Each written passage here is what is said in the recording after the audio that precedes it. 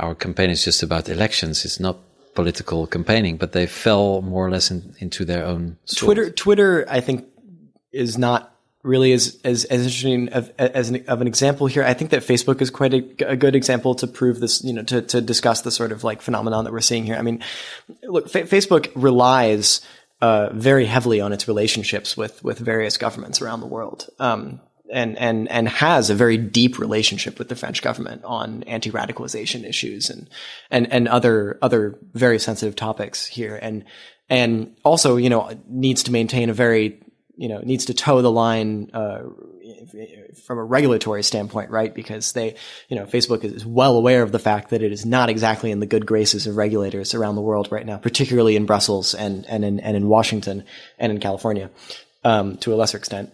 And that therefore, I think that there is sort of an extra amount of caution that's being exercised. But that also they don't want to be seen as being, complicit in some sort of governmental action or explicitly political action from like a public relations standpoint with their users as well. Yeah. Do you think now we're about a month and a half before the European elections? Fake news, the issue of fake news is a real issue in the campaign. And do you think it's a real threat to security or to democracy?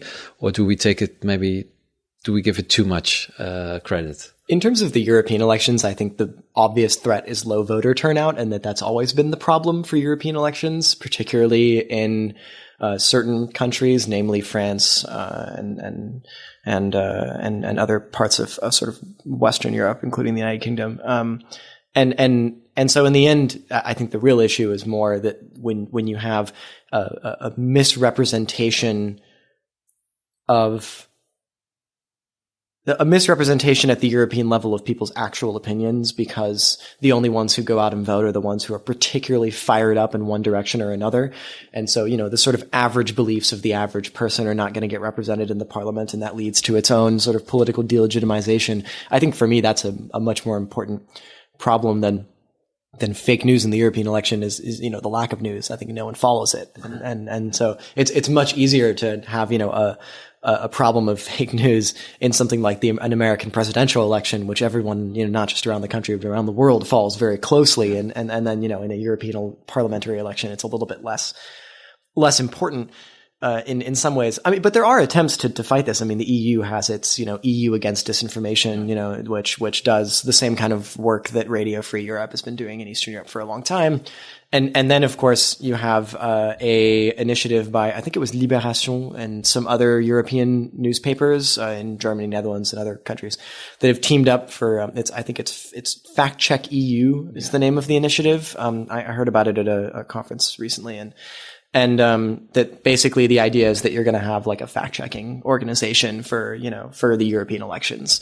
The issue, of course, is that when we're talking about the volume of information that's shared on social media platforms, it's extremely difficult to because AI can only help you out so much. AI can help you identify jihadi videos or inappropriate visual content, but it's particularly bad at identifying, for example, false information and stuff. So you really need human moderators.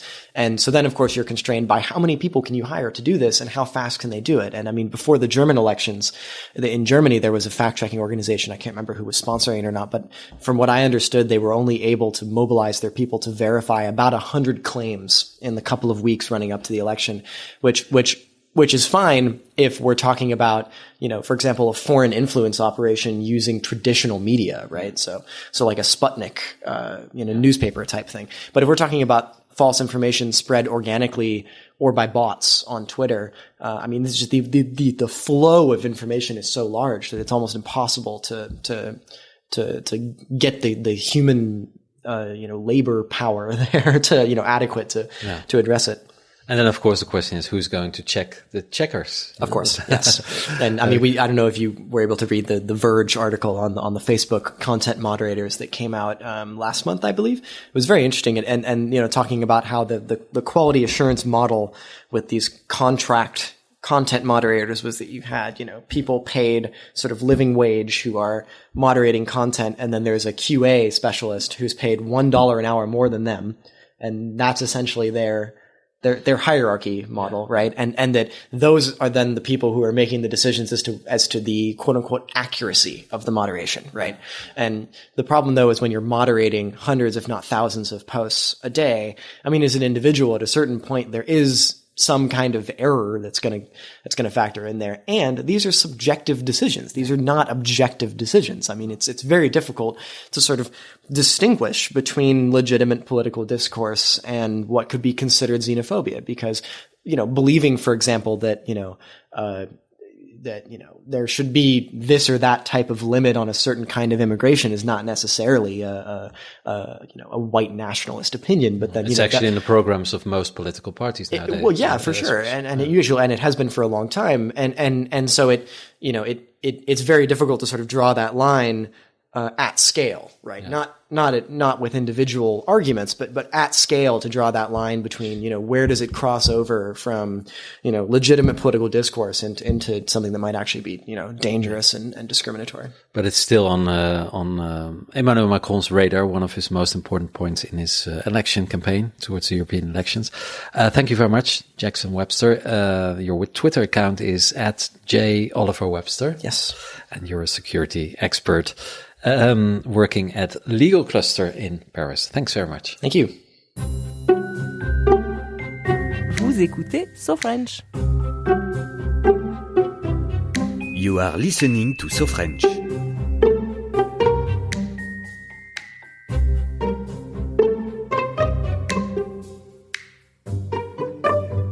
Also this week, French President Emmanuel Macron has appointed 3 new ministers in an expected cabinet reshuffle, including the minister who will be in charge of handling Brexit-related issues. Yeah, and that in the week that Brexit became even more complicated. And the reason he did so was that the 3 ministers who are being replaced decided to go on a campaign. The first minister, Nathalie Loiseau, was the Minister of European Affairs. She is now the leader of the list for the European elections of the party of Emmanuel Macron. She will be replaced by Amélie de Montchalin. She becomes the junior minister for European Affairs. She was already in Macron's party as a member of parliament. She comes at a very critical moment, of course, because she will also have to deal with Brexit and post-Brexit Europe. So a pretty difficult program for Amélie de Montchalin. And apparently she doesn't have a cat that is named Brexit. That was only a rumor. Nathalie Loiseau was making jokes about that. Then the second person, also a woman, is Sibith Ndiaye. She was Macron's communications advisor. She was pretty controversial because she once said that she wouldn't have no problems lying for the president. She is now the spokeswoman of the government, so she will have to face the press every week. And then there is Cédric O, which is a very short last name. He's the new junior minister for digital affairs. He's replacing Mounir Mahjoubi. He also resigned last week because he wants to run for Paris mayor in 2020. And all the 3 new ministers are younger than 40, so Macron is still continuing rejuvenating French politics. But they come, of course, at a crucial moment. Macron already has lost quite a few ministers since he became president just 2 years ago. Actually, 10 of them already have quit in only 2 years. So it's about 1 every 2 months. Pretty unstable. And it's a record at this stage of a presidential term. Oh, is it? Okay, I didn't know that. But there's a lot of people he lost. Some of them wanted to do something else. Others were not convinced about the president's agenda. And these 3 who resigned this week, well, they want to do something else. They want to become either a member of the European Parliament or even the mayor of Paris. So that's a reshuffle this week in the cabinet, in the government of Emmanuel Macron.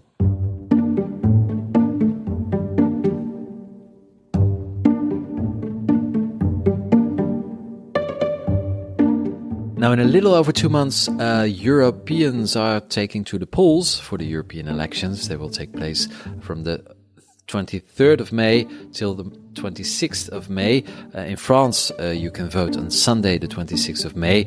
Also, if you're a European citizen living in France. So we decided to have a look at how Europeans living in Paris think about Europe. Yeah, so each episode I will ask an expat in France about their European citizenship and what it means for them. This week I met with Eva from Spain on the Boulevard de Belleville, which is close to where she lives. My name is Eva. I'm Spanish and I live in France. I've been living in France for 3 years and a half now. Do you consider yourself a European citizen?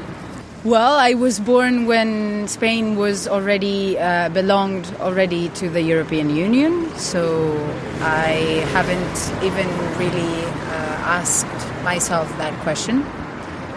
Of course, I'm Spanish before everything else, but yes, I'm European as well. And do you plan on staying here? For the moment, yes. I don't think I'll stay in Paris all my life. But now Paris feels like home. And if you will vote for the European elections, will you vote in Spain or in France? In France, because I live here.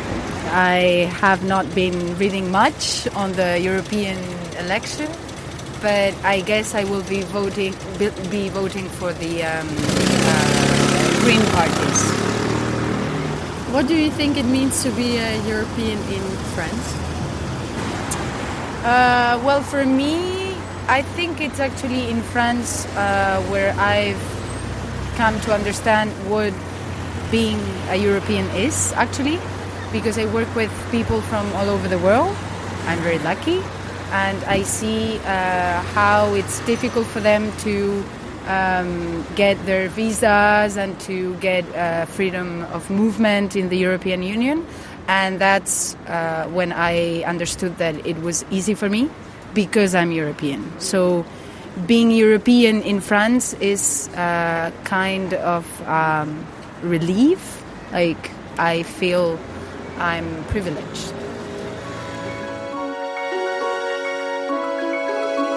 Well, that wraps up this edition of So French. We hope you have enjoyed it. Please follow us on Twitter and also on Instagram. Our account is @SoFrenchNews, where we put exclusive content made by Julia on Instagram.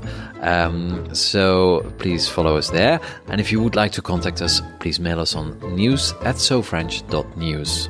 And don't forget to rate us on iTunes and please leave a review so that more people will find us. And if you are in Paris, you can also listen to us on air on World Radio Paris, the only English language radio station in Paris. And if you like French music, check out our free playlist on Spotify, which we update regularly. Just search for So French Music or click the link on our website. We'll be back in 2 weeks with a new episode of So French. We hope you'll join us then. Thanks for listening. Au revoir.